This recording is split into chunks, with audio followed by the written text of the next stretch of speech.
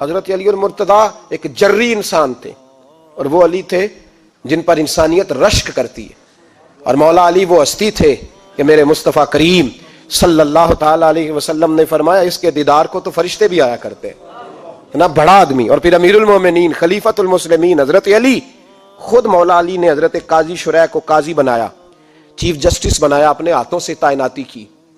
حضرت مولا علی رضی اللہ تعالیٰ عنہ کی زرہ گم ہو گئی، کافی دیر گزر گئی تو ایک یہودی کے پاس وہ زرہ آپ کو نظر آئی۔ حضرت علی نے ڈائریکٹ اس سے چھین نہیں لیا، حالانکہ امیر المومنین تھے۔ ہمارے ہاں ڈنڈا بھی بڑا چلتا ہے نا، جو طاقتور ہوتا ہے وہ تو تھانے جاتا ہی نہیں، اس کو ضرورت نہیں، اس نے تو بندے رکھے ہوئے ہیں، اس کو تو پتہ ہے کام کیسے لینا ہے۔ لیکن حضرت علی نے آئینی رستہ اختیار کیا، قانونی رستہ۔ قاضی صاحب کی عدالت میں مقدمہ کیا کہ فلاں یہودی کے پاس میری زرہ ہے اور وہ چوری ہو گئی تھی، گر گئی تھی، گم گئی تھی، مجھے دلائی جائے۔ قاضی صاحب نے بلا لیا یہودی کو، امیر المومنین بھی کٹہرے میں۔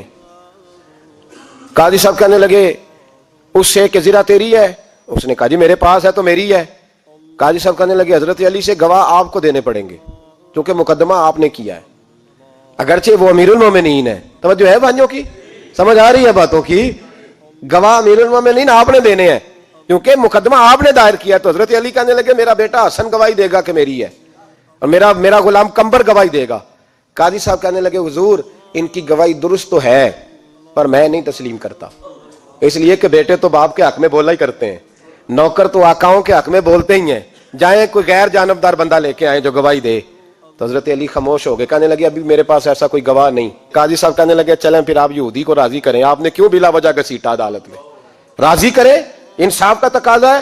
تو حضرت علی قریب گئے، کہنے لگے بھیا ناراض نہ ہونا، زرہ تو میری ہے، ناراض نہ ہونا، میں نے غلط مقدمہ نہیں کیا، وہ علیحدہ بات ہے کہ میرے پاس گواہ نہیں تو میں کوئی بے انصافی نہیں کر سکتا، تو میرے ساتھ چل تجھے کھجوروں کا حلوہ کھلاتا ہوں تاکہ تو راضی ہو جائے۔ وہ یہودی کہنے لگا میں نے قاضی صاحب کا انصاف دیکھا اور جناب علی کا انصاف کے لیے کھڑا ہونے دیکھا تو میں مولا علی کے قدموں میں بیٹھ گیا، میں نے کہا علی جب تیری یہ شان ہے تو محمد عربی کا کیا مقام ہوگا۔ میں نے کلمہ پڑھنا شروع کر دیا، دیکھیں نا تقاضا پورا کیا ہے حضرت علی نے۔ تو وہ کہنے لگا علی تیرے انصاف کے رنگ نے نا، جملہ یاد رکھنا، کہنے لگا یہودی علی تیرے انصاف کے اس رنگ نے میرے دل سے کفر کی میل دور کر دی، تیرے عدل نے میرا کفر توڑ دیا، کفر۔ لیکن شرط دیکھیں نا، غریب آدمی ابو ایوب انصاری، ماڑے بندے، اب تو پیر اور مولوی بھی گنجائش نہیں نہ دیتا کسی کو بولنے کی، تو سیاست دان تو اللہ ہی کی پناہ، وہ تو پتہ نہیں کس طرح سوتے ہیں رات کو، اللہ ہی جانتا ہے، پتہ نہیں کس طرح اپنے آپ کو مطمئن کر کے وہ زندگیاں گزار رہے ہیں، خدا ہی بہتر جانتا ہے۔ حضرت عمر فاروق جیسا دلیر اور جرری آدمی جمعہ پڑھانے مسجد میں داخل ہوئے تو جناب ابو ایوب انصاری دروازے پہ کھڑے ہو گئے، کہنے لگے عمر تیرے نوکر نہیں، ٹائم پہ آیا کر، بڑی دیر سے کھڑے ہیں، کیوں دیر سے آیا ہے؟ بڑے جلالی تھے نا حضرت عمر، لیکن وہ جلالی اس وقت تھے جب کوئی ظلم کرتا تھا، اور ذات کے لیے جلالی نہیں تھے۔ کہا وقت پہ آیا کر، کوئی ملازم نہیں تیرے۔ تو سیدنا فاروق اعظم منبر پہ چڑھے اور فرمانے لگے اللہ ابو ایوب انصاری کا بھلا کرے، جب تک اس طرح کے لوگ موجود ہیں کوئی بادشاہ بگڑے گا نہیں، اللہ اس کا بھلا کرے، اس نے میری توجہ صحیح۔ اور پھر عمر رو پڑے، رو کے فرمانے لگے مسلمانوں معاف کر دو، غلطی کوئی نہیں، میرے پاس کرتا ایک ہی ہے، اور عبداللہ کی ماں نے وہ دھو کے خشک ہونے کو ڈال دیا تھا، غریب ہوں، کرتا دوسرا کوئی نہیں، تو وہ ذرا نا خشک ہونے میں آ کے دیکھ لو ابھی بھی گیلا ہے، مجھے معاف کر دو، میری غلطی نہیں ہے۔ صحابہ درد کے ساتھ رونے لگے اور کہنے لگے اللہ اس طرح کے حکمران ہمیشہ عطا کرتا رہے۔ میرے بھائی تو انصاف کا رنگ تو دے، ان تقاضوں کو سمجھنا۔ یہاں کسی کی جرت ہے بول سکے، طاقت ہے کسی کی، لیکن انہوں نے اپنے آپ کو پیش کیا، سامنے پیش کیا اپنے آپ لوگوں کے سامنے۔ دو مال غنیمت کی چادریں بانٹ رہی ہیں، سب کو ایک ایک ملی ہے۔ فاروق اعظم جمعہ پڑھانے آئے تو اسی چادر کا کرتا، اسی کی تامت، لوگ کھڑے ہو گئے، عمر بتا تو نے دو کیوں لی؟ یہ انصاف ہے، یہ عدل ہے، کیوں لی دو؟ تو حضرت عمر کہنے لگے میرا بیٹا جواب دے گا۔ عبداللہ بن عمر بولے، کہنے لگے ابا جی کے کپڑے بڑے پرانے ہو گئے تھے، میں نے اپنے حصے کی بھی اپنے ابا جی کو دے دی ہے۔ دیکھیں نا یہ انصاف میرے نبی پاک نے کیا ہے، صحابہ نے سیکھا ہے۔ میں اور آپ تیار نہیں، ہم تیار نہیں انصاف کے لیے، ہمارا مزاج نہیں انصاف کا، ہمیں خود بہت سارا آگے پیش ہو کے رنگ دکھانا پڑے گا، اس کے لیے ہماری تیاری نہیں۔ اس لیے ہم حکمرانوں کو گالی دے کے چپ کر جاتے ہیں، اس لیے ہم وکیلوں کے کہتے ہیں بکتے بڑا ہیں، جج بکتے، یہ باتیں کر کے ہم خاموش ہیں۔ ہم پیش نہیں کر پا رہے، ابھی تک ہم اپنے آپ کو کھڑا نہیں کر پا رہے کہ ہم سے مطالبہ کرو انصاف کا، کھڑا نہیں۔ حضرت سیدنا علی المرتضیٰ شیر خدا رضی اللہ تعالیٰ عنہ فرماتے ہیں بدر کے لیے جب جا رہے تھے تو سواری ایک تھی، سوار تین تین تھے، ایک سواری اور سوار تین تین۔ فرماتے ہیں نبی پاک صلی اللہ علیہ وسلم نے فرمایا تین تین کٹھے نہ بیٹھنا، دو دو بیٹھے، سواریوں کو تکلیف ہوتی ہے، قربان جاؤں کیسا رسول دیا ہے جو جانوروں کے حقوق کا بھی خیال فرماتے ہیں صلی اللہ علیہ وسلم۔ فرمایا دو دو بیٹھے۔ حضرت علی کہتے ہیں پہلے میں اور نبی پاک صلی اللہ علیہ وسلم بیٹھے اور تیسرے ہمارے ساتھ ابو درداء رضی اللہ تعالیٰ عنہ۔ فرماتے ہیں جا رہے تھے بدر کے لیے، پہلے میں اور حضور بیٹھے، پھر نبی پاک اور ابو درداء بیٹھے۔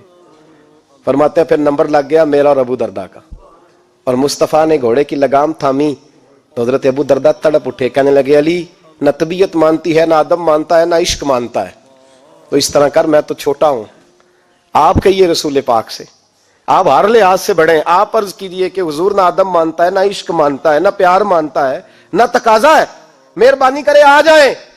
حضرت علی ہاتھ باندھ کے عرض کرنے لگے محبوبہ ٹھیک ہے باری آپ کی پیدل چلنے کی ہے، پر مہربانی کریں، ادب پیار اور محبت مجبور کر رہی ہے۔ تو حضور نے فرمایا علی چپ کر، میں عدل نہیں کروں گا تو لوگ عدل سیکھیں گے کیسے؟ اگر میں عدل نہیں کروں گا تو قوم سیکھے گی کیسے؟ مجھے عدل کرنے دے، انصاف کرنے دے۔ فرمایا چلنے دے مجھے پیدل، کچھ نہیں ہوتا، تقاضا عدل جب تک پورا نہیں ہوتا۔ آپ یقین کریں میرے صاحب کہا کرتے تھے میں عدالت کو عدالت نہیں کہتا، کچہری کہتا ہوں، اس لیے کہ عدالت وہ ہوتی ہے جہاں عدل ہوتا ہے۔ یہاں تو حال یہ ہے، بتائیے وکیل کو نہیں پتا ہوتا کہ جو میرے پاس آیا یہ غلط آدمی ہے، وہ اس کی حمایت کرتا ہے کہ نہیں، اس کے ساتھ چلتا ہے کہ نہیں، جھوٹ کے ساتھ آخر تک لڑتا ہے کہ نہیں لڑتا، جو گواہ بن کے جا رہے ہوتے ہیں انہیں پتا ہوتا ہے کہ نہیں کہ ہم جھوٹے کی گواہی دینے جا رہے ہیں۔ تو پھر کیا سارا ظلم حکومتیں کر رہی ہیں؟ معاشرہ بھی تو اپنی ترتیب بدلے نا، لوگ بھی تو اپنا رنگ بدلے نا، لوگ بھی تو طبیعت بدلے نا۔ کون منتخب کرتا ہے انہیں ظالموں کو؟ عوام، اور پھر اس کے بعد شکوہ بھی عوام ہی کرتی ہے۔ خدا را تقاضے سمجھو، مزاج سمجھو، طبیعت سمجھو اسلام کی۔ میرے نبی پاک صلی اللہ علیہ وسلم نے عدل کا بول بالا کیا، ہر مقام پر، ہر نقطے پر رسول پاک صلی اللہ علیہ وسلم نے عدل عدل اور عدل کی آواز بلند فرمائی۔ کوئی مقام ایسا نہیں، آپ پڑھیے کتابیں، اگر ایک کلمہ پڑھنے والے اور یہودی کا فیصلہ آیا ہے اور نبی پاک صلی اللہ علیہ وسلم نے یہودی کو حق میں سمجھا ہے تو نبی پاک نے یہودی کے حق میں فیصلہ دیا۔ وہ منافق بگڑ گیا ہے، حضرت عمر کے پاس گیا ہے، لیکن حضور نے فرمایا جہاں جاتا ہے جا، فیصلہ وہی کیا جائے گا جو عدل پہ مبنی ہوگا، جو انصاف پہ مبنی ہوگا۔ ہماری طبیعتوں کے اندر سے وہ جو جس سٹیج پہ کوئی بیٹھا ہے وہ وہاں بڑا ہے، وہ جہاں بیٹھا ہے وہ سلطنت کا مہاراجا ہے، وہ کہتا ہے نہیں نہیں میرے پاس سارا کچھ ہے، یہاں تو میں اختیارات استعمال کروں گا، وہ استعمال نہ ہوئے تو پھر دولت استعمال کروں گا۔ تو جب اجتماعی مزاج قوم کا بگڑتا ہے پھر معاشرے میں ناانصافی عام ہوتی ہے، پھر ظلم عام ہوتا ہے، پھر بے رہ روی کا شکار۔ اور میرے نبی پاک صلی اللہ علیہ وسلم کی حدیث سن لے، ذرا جا کے سننا یہ والی روایت اور اسے یاد کر لینا، اس کا رٹا لگا لینا۔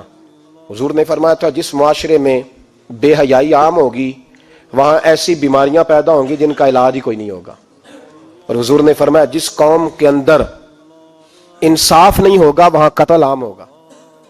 انصاف نہیں، جب تک مجرم کو سزا نہیں ملتی، جب تک مجرم کو سزا نہیں ملتی اتنی دیر تک لوگوں کے لیے وہ نشان عبرت نہیں بنتا، اتنی دیر تک لوگ باز نہیں آتے۔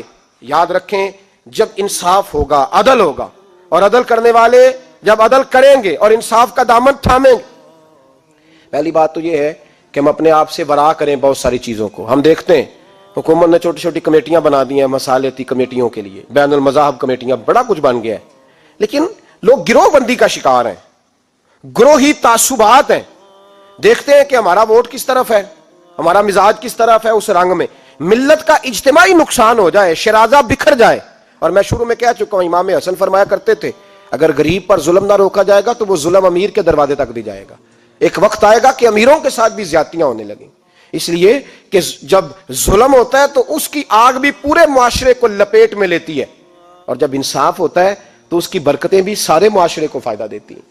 عدل انصاف ضروری امر ہے۔